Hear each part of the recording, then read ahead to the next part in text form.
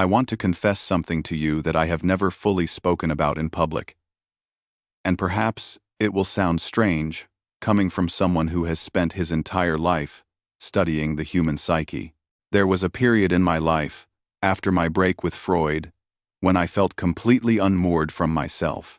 I would wake up in the morning, put on my clothes, go to my practice, sit across from my patients, and I would listen, and I would speak, and I would offer guidance, and all the while, there was this terrible voice inside me saying, "You are performing. You are not real. You are an actor reading lines someone else has written." It was the most terrifying experience of my life. Not because I feared going mad, but because I feared I had never truly been sane, that my entire existence up to that point had been a brilliantly executed performance. And now, the curtain was being pulled back to reveal nothing but empty stage. Have you ever felt this? That sickening recognition that you are watching yourself from the outside, playing a role you never auditioned for, speaking words that do not belong to you, living a life that feels like a costume you cannot remove? This feeling is not a sign of weakness or failure. It is, in fact, one of the most important psychological experiences you can have, because it means your psyche is finally telling you the truth. You have been living inauthentically, and your soul is demanding something more real. Before we start, if you genuinely enjoy these videos, consider subscribing to our channel and comment what city and time you're watching from. I am really curious where everyone is tuning in from. Now, let me be very clear with you about what we are going to explore together in this conversation. This is not going to be a simple motivational talk where I tell you to be yourself and everything will magically fall into place. That would be dishonest. And it would also be psychologically naive. What I want to offer you instead is something far more valuable and far more difficult. I want to show you how to recognize when you are performing, why your psyche has created this performance in the first place, and most importantly, how to begin the sacred and terrifying work of removing the mask without destroying yourself in the process. You see, most people who feel like actors in their own lives respond to this feeling in one of two destructive ways. Either they panic and try desperately to force authenticity, which only creates a new performance, a performance of being authentic, or they resign themselves to the role. They tell themselves this is just how life is. Everyone is performing, and they slowly die inside while maintaining the appearance of a functional existence. Both of these responses are understandable, but both of them miss the profound psychological truth that this feeling of inauthenticity is trying to reveal to you. Let me tell you what is really happening when you feel like an actor in your own life. Your psyche, that deep, intelligent system that governs your inner world, has split into two parts. There is the persona, which is the mask you wear to meet the demands of the external world, the role you perform to gain acceptance, approval, and survival in your social environment. And then there is what I call the self, the true totality of who you are, which includes not just your conscious personality, but all the unconscious contents, the shadow, the anima or animus, the unlived life, the repressed desires, the authentic voice that has been buried beneath years of adaptation and conditioning. When you feel like an actor, what is happening is that the self is observing the persona and recognizing the gap, the terrible distance between who you truly are and who you are pretending to be. This is not a pathology. This is not a mental illness. This is your psyche trying to initiate you into a deeper level of psychological development. But here is what almost nobody tells you about this experience. And this is crucial for you to understand. The persona is not your enemy.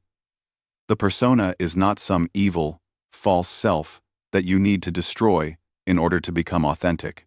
The persona is absolutely necessary for functioning in the world.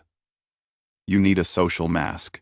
You need the ability to adapt to different contexts, to present yourself appropriately in different situations, to meet the legitimate demands of your relationships and your work, and your community. The problem is not that you have a persona. The problem is that you have identified completely with the persona. You have confused the mask with your face. You have mistaken the role for your identity. And now your psyche is waking you up to this confusion, and it feels like death. Because in a very real sense, it is death. It is the death of the false identification. And death always feels like death, even when it is actually the beginning of new life. So many people come to me in my practice feeling exactly what you are feeling right now. They sit in the chair across from me, and they say, "Dr. Jung, I do not know who I am anymore. I look at my life, and I see all the things I'm supposed to want. The career, the marriage, the home, the social position, and I feel nothing. I feel like I am watching someone else live my life. I feel like an imposter.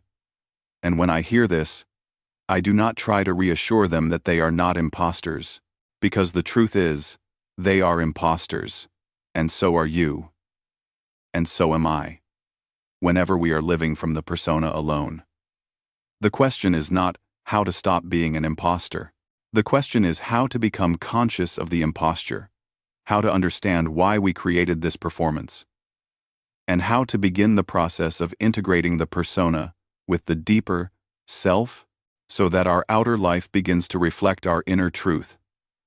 Now, I know what some of you are thinking. You are thinking, but Jung, if I stop performing, if I stop playing the role that everyone expects of me, my life will fall apart. I will lose my job, my relationships, my social position. I will be rejected and alone. And you are not entirely wrong. There is always a risk in authenticity. There is always a price to pay for psychological honesty. But let me ask you something. What is the alternative? To continue performing until you die, to reach the end of your life and realize that you never actually lived it, that you spent your entire existence playing a character written by other people's expectations? That is not safety. That is the ultimate tragedy. And I can tell you from decades of working with people at the end of their lives, the ones who die with the most regret are not the ones who took risks and failed. They are the ones who played it safe and never discovered who they truly were. What I want you to understand is that this feeling of being an actor, this painful recognition of inauthenticity, is actually a gift from your unconscious. It is your psyche's way of saying, you have outgrown this role. It is time for something more real. And yes, responding to this call will be difficult. Yes, it will require courage. Yes, you will face resistance from the external world and from the internalized voices that have been governing your life. But you will also discover something that most people never experience. You will discover what it feels like to live from the center of yourself, to speak with your own voice, to make choices that arise from your authentic desires rather than from the internalized demands of others. And that experience, my friend, is what makes life worth living.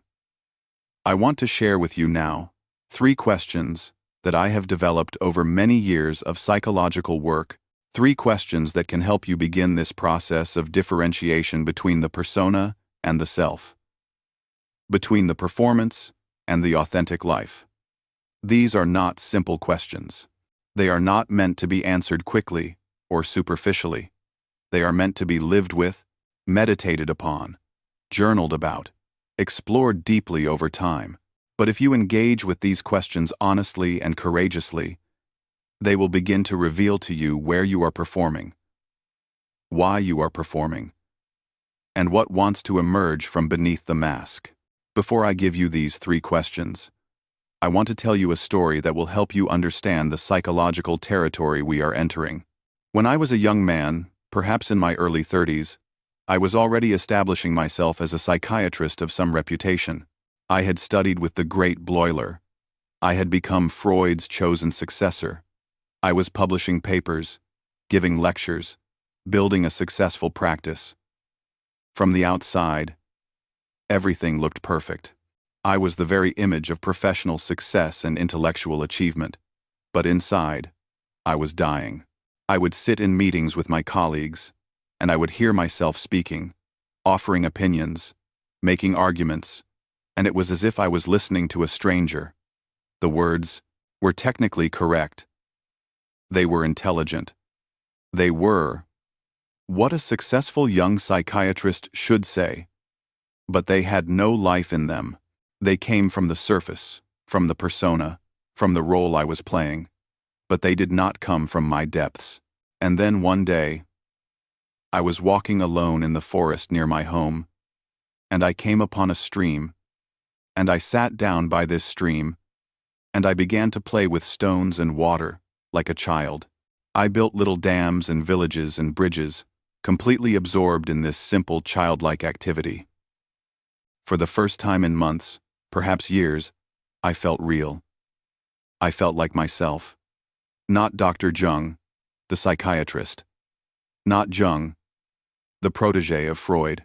Just Carl, a human being playing by a stream. And in that moment, I realized something profound. All of my professional success, all of my intellectual achievement, had been built on a foundation of unconsciousness. I had been performing the role of the successful psychiatrist, but I had lost contact with the playful, creative, authentic person underneath.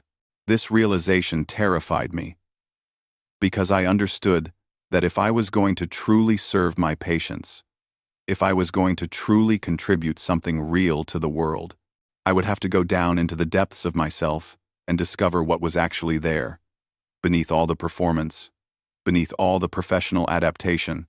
And so I began what I later called my confrontation with the unconscious. I began to actively explore my dreams, my fantasies, my visions.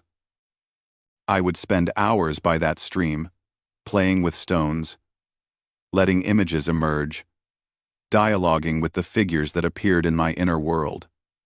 My colleagues thought I was going mad. My wife was deeply concerned. Even I was not entirely sure I would come back from this journey with my sanity intact. But what I discovered during those years was the most important psychological truth of my life. I discovered that beneath the persona, beneath the professional mask, beneath all the roles I had been performing, there was a self, a center of authentic being that was far more vast and intelligent and creative than anything my conscious ego could have imagined. And I discovered that the path to this self did not lie in destroying the persona, but in creating a conscious relationship between the persona and the depths, so that my outer life could begin to serve my inner truth rather than betraying it. Now, you might be thinking, Jung, you had the luxury of taking time off to play by streams and explore your inner world. I have bills to pay. I have responsibilities. I cannot just abandon my life to go on some psychological quest. And I understand that. I am not suggesting you quit your job and move to a cave. What I am suggesting is something far more subtle and far more achievable. I am suggesting that you begin to create small spaces in your daily life where you can step out of the performance and make contact with what is real underneath. This does not require dramatic external changes. It requires an internal shift in attention, a willingness to notice where you are performing and to gently, compassionately begin asking yourself why. Think about a typical day in your life. You wake up, and immediately, the performance begins. You check your phone, you see the messages and emails and notifications, and you begin responding from your social role. You get ready for your day, and you put on not just your clothes, but your persona, the version of yourself that you present to the world. You go to work, and you play the role of the employee, or the boss, or the colleague. You come home, and you play the role of the partner, or the parent, or the friend. And then at night, you collapse into bed, exhausted from all this performing, and you scroll through social media, watching other people's performances, until you fall asleep. And the next day, you do it all over again. Does this sound familiar? This is the life of almost everyone in modern society. This is what I call living entirely from the persona, with no connection to the self. But here is the tragedy. Within that daily routine, within all that performing, there are moments when your true self is trying to reach you. There are moments when you feel a sudden longing for something you cannot name. There are moments when you are struck by beauty, or moved by a piece of music, or touched by a memory. And for just a second, the performance drops away, and you feel real. There are moments when you are alone, perhaps in the shower or driving in your car, and you find yourself asking questions like, is this all there is? Is this what I really want? Who would I be if I stopped pretending? These moments are not distractions from your real life. These moments are your real life trying to break through the performance. And most people, because they have no psychological framework for understanding these moments, either ignore them or feel guilty about them, or try to medicate them away with distractions and addictions. What I want to give you is a different way of relating to these moments. I want you to understand that these moments of questioning, these feelings of inauthenticity, these experiences of watching yourself perform, are actually messages from your unconscious self trying to guide you toward a more authentic way of living. And the 3 questions I am about to give you are designed to help you decode these messages, to understand what your psyche is trying to tell you, and to begin making concrete changes that will bring your outer life into alignment with your inner truth. But before I give you these 3 questions, I need to warn you about something. These questions are going to make you uncomfortable. They are going to challenge the stories you have been telling yourself about who you are and why you live the way you live. They are going to reveal places where you have been lying to yourself, where you have been choosing safety over truth, where you have been betraying your authentic self in order to maintain the approval of others or the security of your current life structure. And when this revelation happens, you are going to feel resistance. Part of you is going to want to dismiss these questions, to intellectualize them, to answer them superficially, and move on. I am asking you not to do that. I am asking you to sit with the discomfort, to let these questions work on you at a deep level, to allow them to reveal what needs to be revealed, even if it is painful, even if it is inconvenient, even if it requires you to make changes you have been avoiding. The first question is this: what am I doing in my life right now that I would not choose if I were completely free from the judgment and expectations of others? Really sit with this question. Do not answer it quickly. Do not give me the easy surface answer. Go deep. Think about your daily life, your relationships, your work, your habits, your commitments. What are you doing because you genuinely want to do it? Because it arises from your authentic desire. And what are you doing because you think you should? Because someone expects it? Because you are afraid of what will happen if you stop? I am not asking you to immediately stop doing everything that falls into the second category. I am simply asking you to become conscious of it, to see clearly where your life is being driven by external demands rather than internal truth. Let me give you some examples from my own life and from the lives of my patients. I have worked with successful businessmen who realized they had spent 30 years building careers they hated simply because their fathers expected them to take over the family business. I have worked with women who realized they had married men they did not love because they were afraid of disappointing their families or ending up alone. I have worked with artists who had abandoned their creative work to pursue practical careers because they had internalized the voice that said, art was not a real job. I have worked with parents who realized they were raising their children according to some external script of what good parenting should look like, rather than according to their own authentic relationship with their children. And I can tell you about my own experience with this question. After my break with Freud, I had to ask myself very honestly, how much of my work up to that point had been driven by my desire for Freud's approval? How much of my theoretical development had been shaped by my fear of disappointing him or losing his mentorship? And when I asked this question sincerely, I realized that I had been compromising certain insights, censoring certain ideas, performing the role of the dutiful student, rather than following my own psychological vision, wherever it needed to go. And recognizing this was painful, because it meant acknowledging that I had betrayed my own truth, that I had allowed external relationship to determine internal development. But it was also liberating, because once I saw this pattern clearly, I could begin to change it. I could begin to ask myself with every piece of work, with every idea, with every decision, is this coming from my authentic vision? Or is this coming from my desire to please someone else? Now, when you ask yourself this first question, you are going to discover layers. You are going to discover obvious things at first. Things you already half knew. Perhaps you will realize you are in a job you do not enjoy because you need the money or the security. Perhaps you will realize you are maintaining certain friendships out of obligation rather than genuine connection. But if you keep sitting with this question, if you keep going deeper, you will begin to discover more subtle and more painful truths. You will discover that certain aspects of your personality, certain ways of speaking and behaving and relating, are performances designed to gain approval or avoid rejection. You will discover that some of your most cherished beliefs are not actually your beliefs at all, but rather beliefs you have unconsciously adopted from your family or your culture or your peer group.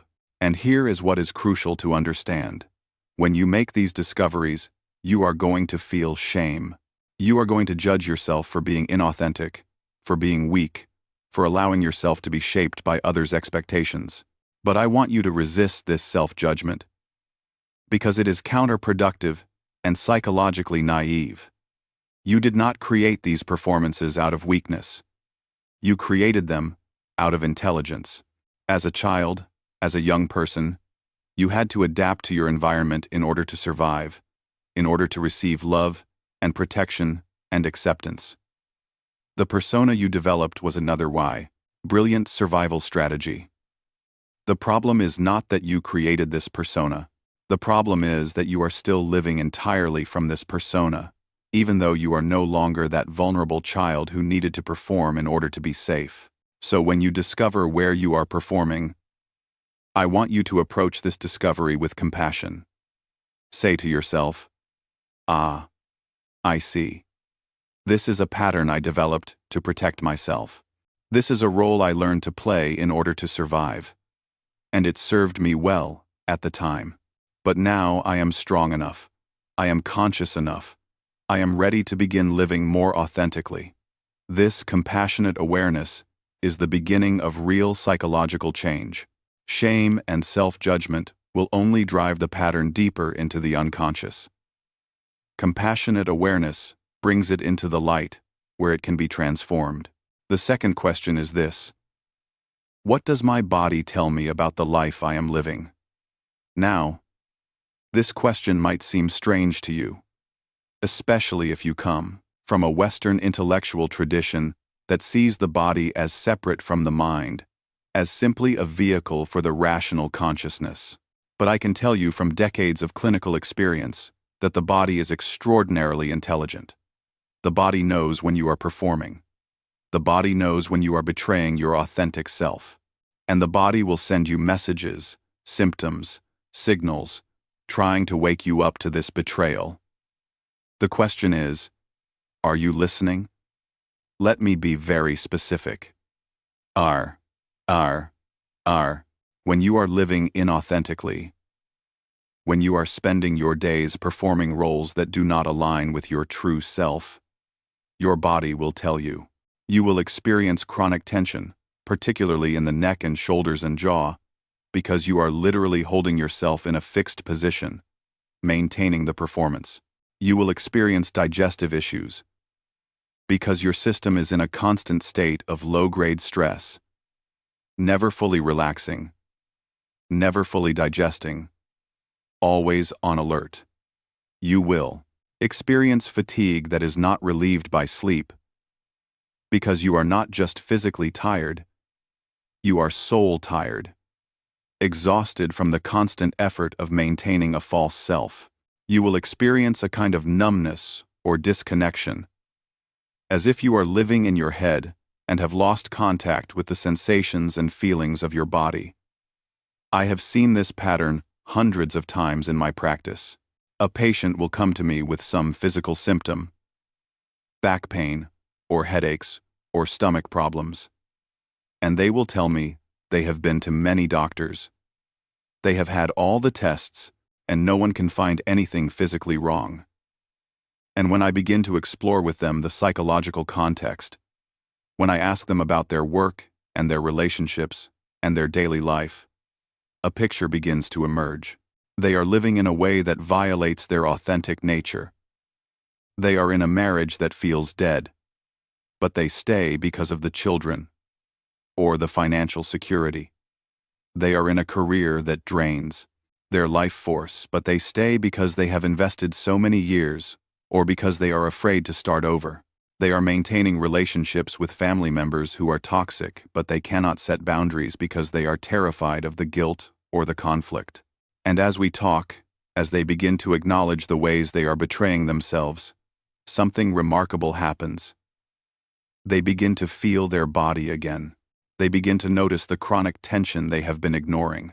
They begin to recognize that their body has been screaming at them for years, trying to get their attention, trying to say, "This life you are living is not your life. You are dying inside this performance. Please, listen to me, before it is too late." And once they can hear this message, once they can understand that their physical symptoms are actually psychological symptoms, are actually the voice of the unconscious trying to break through the persona's control, then real healing can begin. Now, I want to be very careful here, because I am not saying that all physical illness is psychological in origin. That would be absurd and irresponsible. What I am saying is that there is an intimate connection between psychological authenticity and physical health. And when we are living inauthentically, when we are chronically suppressing our true nature, this suppression creates stress in the entire psychosomatic system. And this stress can manifest as physical symptoms. The body and the psyche are not separate. They are two aspects of one living system, and when one is in distress, the other will respond. So I want you to take this second question very seriously. I want you to actually sit quietly, close your eyes if you are comfortable doing so, and scan through your body. Start at the top of your head and slowly move your attention down through your face, your jaw, your neck, your shoulders, your chest, your stomach, your back, your arms, your legs. As you move your attention through your body, notice where you are holding tension. Notice where you feel numb or disconnected. Notice where there is pain or discomfort. Do not try to fix it or change it. Just notice it. Just acknowledge it. And then ask your body, very gently, very respectfully, what are you trying to tell me? What do you need me to know? This might sound like a strange practice, like I am asking you to talk to yourself. But what I am actually asking you to do is to create a conscious relationship with your unconscious. Your body is the bridge between your conscious ego and your unconscious depths. When you learn to listen to your body, when you learn to decode its messages, you gain access to a vast intelligence that exists below the level of your rational mind. And this intelligence knows things your conscious mind does not know. It knows when you are performing. It knows when you are betraying yourself. It knows what you truly need in order to live authentically. The question is, are you humble enough to listen? Are you courageous enough to hear what it has to say? I will give you an example from my own life.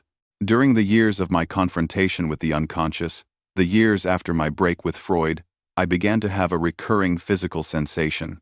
Whenever I would sit down to write in the way I thought I should write, in the academic style, in the proper scientific manner, I would feel this tightness in my chest, almost like a band around my ribcage, making it difficult to breathe. At first, I ignored it. I thought it was anxiety, or perhaps some kind of heart condition, but the sensation kept recurring, and it was always associated with my writing, with my intellectual work. So finally, I stopped ignoring it and started asking it what it wanted to tell me. And what I came to understand was that this tightness was my body's way of saying, "You are constraining yourself. You are forcing yourself into a mold that does not fit. You are trying to write like Freud, or like some ideal scientific psychiatrist, but that is not who you are. You need to find your own voice, your own style, your own way of expressing these psychological truths." And once I understood this message, once I gave myself permission to write in my own voice, to include the poetic and the mythological and the philosophical alongside the clinical, that tightness in my chest dissolved. My body relaxed, because I had finally listened to what it was trying to tell me. Now, you might have different physical signals. You might experience your inauthenticity as headaches or stomach problems, or chronic fatigue or skin conditions. The specific symptom is less important than your willingness to see it as a message. To recognize that your body is trying to communicate something your conscious mind has been avoiding. And I promise you, if you begin to listen to your body, if you begin to take its messages seriously, you will be astonished at how much wisdom resides in your physical experience. Your body knows when you are in the presence of someone who drains your energy. Your body knows when you are doing work that deadens your spirit. Your body knows when you are speaking words that are not true. All of this information is available to you, if you are willing to pay attention. The third question, and this is perhaps the most important of all, is this: if I knew I only had 1 year left to live, what would I change about my life right now? This question is designed to cut through all the rationalizations, all the excuses, all the ways we convince ourselves that we have to keep performing, that we have no choice, that we will make changes later when the time is right. This question forces you to confront your mortality, to recognize that your time is finite, that you do not have forever to become who you truly are. And when you confront this truth with full awareness, suddenly all the reasons you have been giving yourself for staying in the performance start to seem much less convincing. I have asked this question to many patients over the years, and the answers are always revealing. People do not say, "I would work more hours, I would make more money, I would be more successful in my career." They say things like, "I would quit my job and pursue the creative work I have always been afraid to try. I would end my marriage and stop pretending I am happy. I would reconnect with my children and actually be present with them instead of constantly distracted. I would travel to the places I have always wanted to see. I would tell the people I love how I really feel. I would stop trying to please everyone and start living for myself. I would take risks. I would be braver. I would be more honest. I would stop wasting my life on things that do not matter." Do you see what is happening here? When people confront their mortality, when they truly imagine that their time is limited, the persona's concerns suddenly become trivial. Who cares what other people think? Who cares about maintaining appearances? Who cares about the comfortable prison of security and approval? When you are facing the end of your life, all that matters is whether you actually lived, whether you expressed your authentic self, whether you did the things that made you feel alive. And here is the tragic irony. We all know, intellectually, that we are going to die. We all know that our time is limited, but we live as if we have forever. We postpone our authentic life. We tell ourselves we will make changes next year, after this project is done, after the children are grown, after we have saved enough money, after we feel more secure. But next year never comes. The perfect time never arrives. And meanwhile, our life is passing, and we are spending it performing a role that was never truly ours. I am not trying to be morbid or depressing. I am trying to wake you up. Luxformant. I am trying to help you see that the time to start living authentically is not someday in the future. It is now. Today. In this moment. Because this moment is all you have. The past is gone. The future is not guaranteed. All you have is this present moment. And the question is, are you going to spend this moment performing, or are you going to spend it being real? Are you going to spend it maintaining the mask, or are you going to let the mask slip and allow your true face to be seen? Now, I want to address something very important here. Because I know some of you are thinking, Jung, this is all very inspiring, but it is not realistic. I have responsibilities. I have people depending on me. I cannot just blow up my life because I had some existential realization. I cannot quit my job or end my marriage or completely change everything just because I feel inauthentic. And you are right. I am not advocating for reckless impulsivity. I am not suggesting you burn your life down and hope something better rises from the ashes. That is not individuation. That is just chaos. What I am suggesting is something more subtle and more sustainable. I am suggesting that you begin with awareness.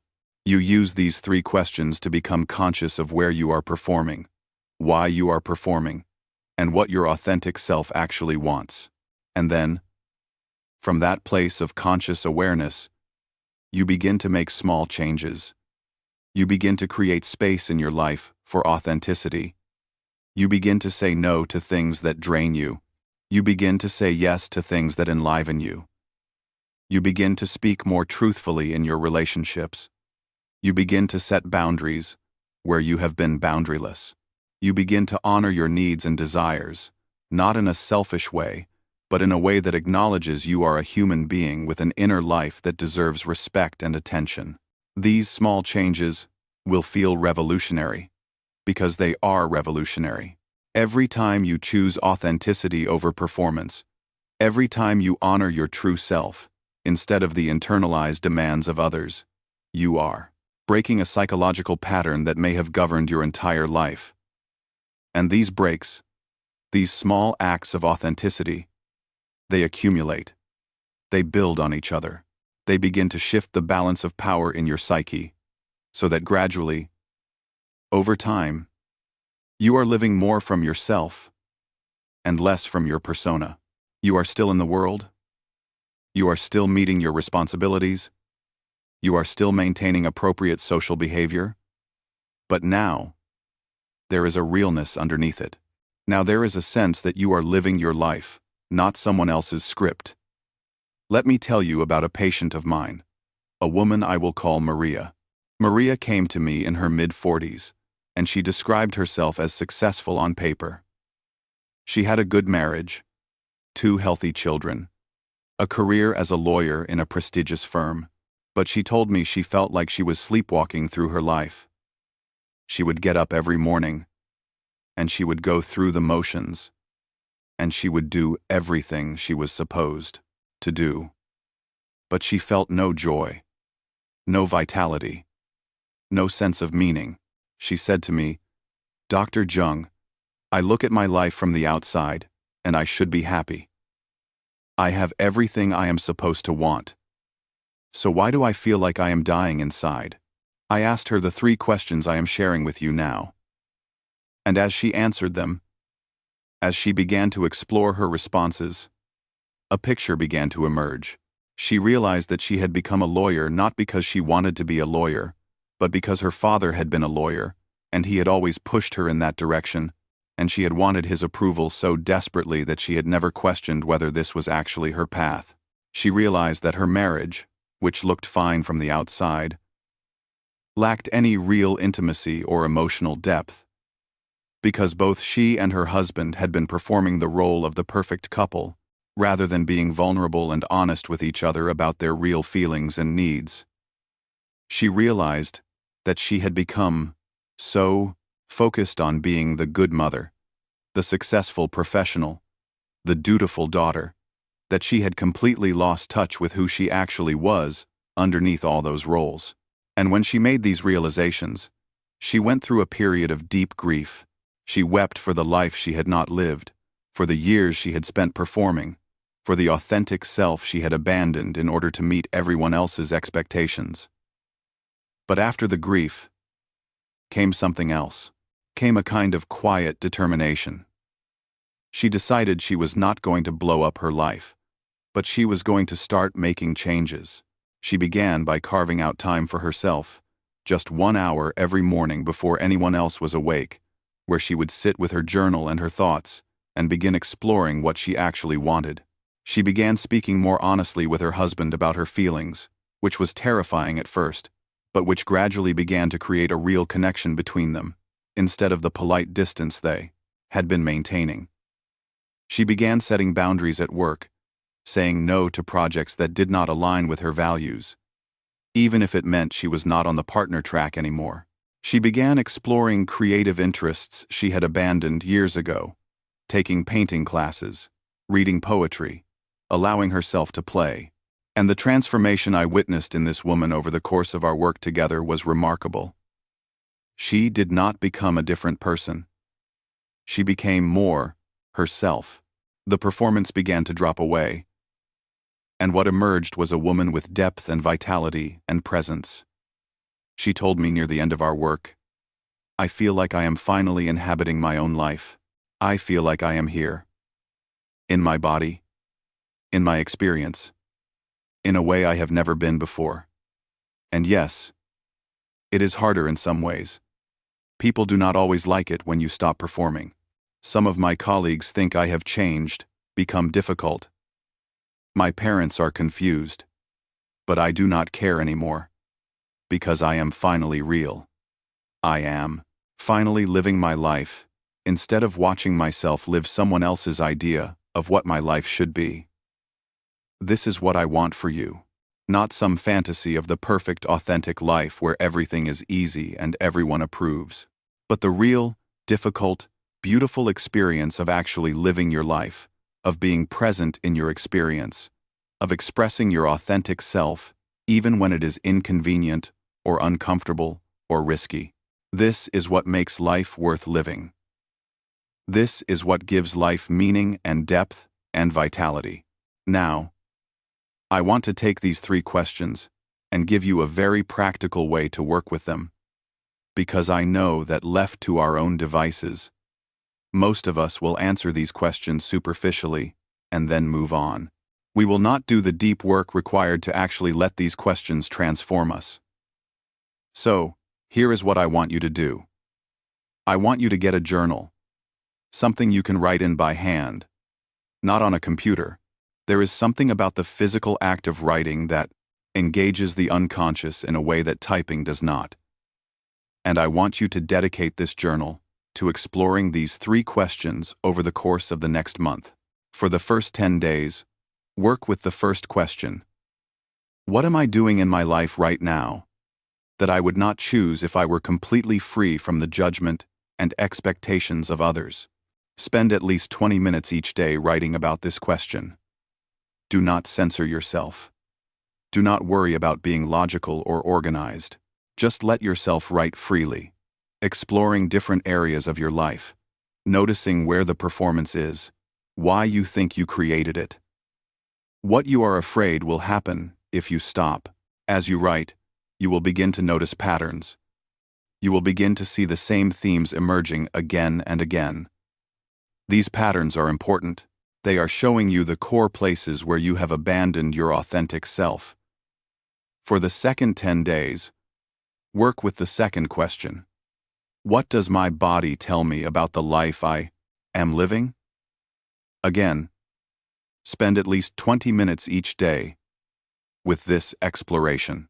Begin each session by sitting quietly and scanning through your body, noticing sensations, tensions, areas of numbness or pain. Then, write about what you notice. Write about the physical sensations and what you think they might be telling you about your psychological state. Write about how different situations and relationships affect your body. Write about times when you feel most alive and present in your body, and times when you feel most disconnected. This practice will begin to teach you to listen to your body as a source of wisdom and guidance. For the final 10 days, work with the third question. If I knew I only had 1 year left to live, what would I change about my life? Right now, this is the question that brings everything into focus, that cuts through all the rationalizations and excuses. Write about what you would change, and then write about why you are not changing it now. Write about the fears that keep you stuck in the performance. Write about what you would need in order to start making these changes. Write about what small steps you could take today, this week, this month, to begin moving toward a more authentic life. Do not let yourself off the hook with vague generalities. Be specific. Be honest. Be courageous. At the end of the 30 days, I want you to read back through everything you have written. Read it as if you are reading about someone else, with curiosity and compassion. Look for the patterns, the recurring themes, the core truths that keep emerging, and then I want you to identify 3 concrete changes you are going to make in your life. 3 ways you are going to begin honoring your authentic self instead of the persona's performance. These do not have to be huge, dramatic changes. In fact, it is better if they are small and achievable. Maybe you are going to set a boundary with a family member who has been draining your energy. Maybe you are going to start waking up 30 minutes earlier to have time for a creative practice. Maybe you are going to have an honest conversation with your partner about something you have been avoiding. Maybe you are going to say no to a commitment that feels obligatory rather than genuine.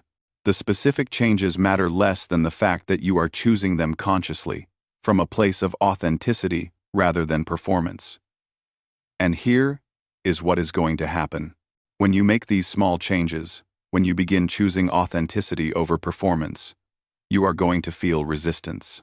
The resistance will come from outside, from people who are invested in you staying in your role, and the resistance will come from inside, from the parts of you that are terrified of change, that want to maintain the safety and security of the known performance. This resistance is normal. This resistance is expected. Do not let it stop you. When you feel the resistance, I want you to remember something. The feeling of being an actor in your own life, the feeling that you are performing rather than living, is one of the most painful psychological states a human being can experience. It is a kind of living death, a betrayal of the soul. And you do not have to live this way. You have the power, in every moment, to choose authenticity over performance. You have the power to start removing the mask and revealing your true face. Yes, it will be difficult. Yes, there will be consequences. Yes, some people will not like it. But I promise you, the alternative of continuing to perform until you die, is far worse. Let me share with you one final story before we close. In the last years of my life, I built a tower on Lake Zurich, a place I called Ballingen. This tower was unlike any other building I had ever inhabited. It had no modern conveniences, no electricity, no running water.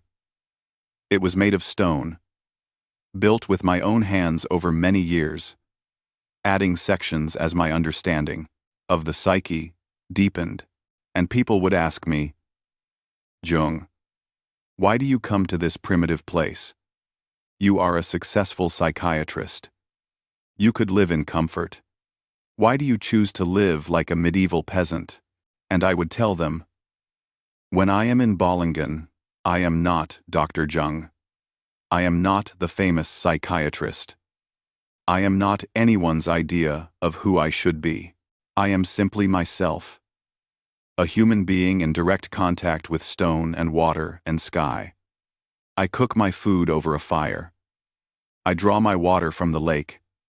I sit in silence, and listen to my dreams. And in this place, I am more real than I am anywhere else in my life. In this place, the performance drops away completely, and I can simply be. I am not suggesting you need to build a stone tower or retreat from modern life. What I am suggesting is that you need to find your own Balingen, your own space, whether it is physical or psychological, where you can drop the performance and simply be yourself. Maybe it is a practice of meditation or journaling. Maybe it is time spent in nature. Maybe it is a creative pursuit that allows you to express your authentic self. Maybe it is simply moments of solitude where you are not performing for anyone, not even for yourself. Whatever form it takes, you need this space. You need this place of authenticity, because without it, you will spend your entire life performing, and you will die without ever knowing who you truly were. So, here is what I want you to understand as we close this conversation. The feeling of being an actor in your own life is not a problem to be solved. It is a wake-up call from your unconscious. It is your psyche saying, "You have been performing for long enough. It is time to become real. It is time to start living your actual life, not the life others expect you to live." And responding to this call is the most important psychological work you will ever do. It is the work of individuation, of becoming who you truly are, of integrating the persona with the self so that your outer life reflects your inner truth. This work is not easy. It requires courage and honesty and the willingness to face your deepest fears. It requires you to risk the approval of others, to set boundaries, to disappoint people, to stand alone if necessary. But it also offers something that nothing else in life can offer. It offers the experience of being fully alive, fully present, fully yourself. It offers the possibility of reaching the end of your life and knowing that you actually lived it, that you expressed your authentic nature, that you did not waste your precious time on earth performing someone else's script. The 3 questions I have given you, they are not just questions. They are tools for psychological transformation. They are doorways into a deeper relationship with your unconscious self. They are invitations to begin the sacred work of removing the mask and revealing your true face. And I hope you will take these questions seriously. I hope you will work with them deeply, honestly, courageously. I hope you will use them to begin creating a life that is genuinely yours, a life that arises from your authentic nature rather than from the internalized demands of others. Remember, you do not have to do this work perfectly. You do not have to get it all right. You simply have to begin. You simply have to take one step toward authenticity, and then another step, and then another. And gradually, over time, the balance will shift. The performance will become less convincing, less necessary, and your true self will begin to emerge, not as some idealized version of who you think you should be, but as the actual human being you have always been underneath all the roles and masks and performances. This is my deepest wish for you. Not that you become successful or admired or comfortable, but that you become real, that you live your actual life, that you express your authentic self, that you die knowing you were here, truly here, fully, alive, fully yourself. This is what it means to be human. This is what makes the struggle worthwhile. This is the pearl of great price, the treasure hidden in the field, the gold that can only be found by descending into the darkness of your own depths and having the courage to bring what you find there into the light. If this resonated with you, make sure to subscribe for more, hit like to support, and drop a comment sharing your own experience with feeling like an actor in your life. I would love to hear from you. I would love to know how these questions are working for you, what you are discovering, what challenges you are facing, because we are all in this together. All of us trying to become real. All of us struggling to remove the masks and live authentically. And when we share our experiences with each other, we help each other, we encourage each other, We remind each other that we are not alone in this difficult and beautiful work. Thank you for being here. Thank you for having the courage to question your life. Thank you for being willing to look beneath the performance and ask what is real. This is the beginning of true psychological transformation. This is the beginning of individuation. This is the beginning of a life that is genuinely yours.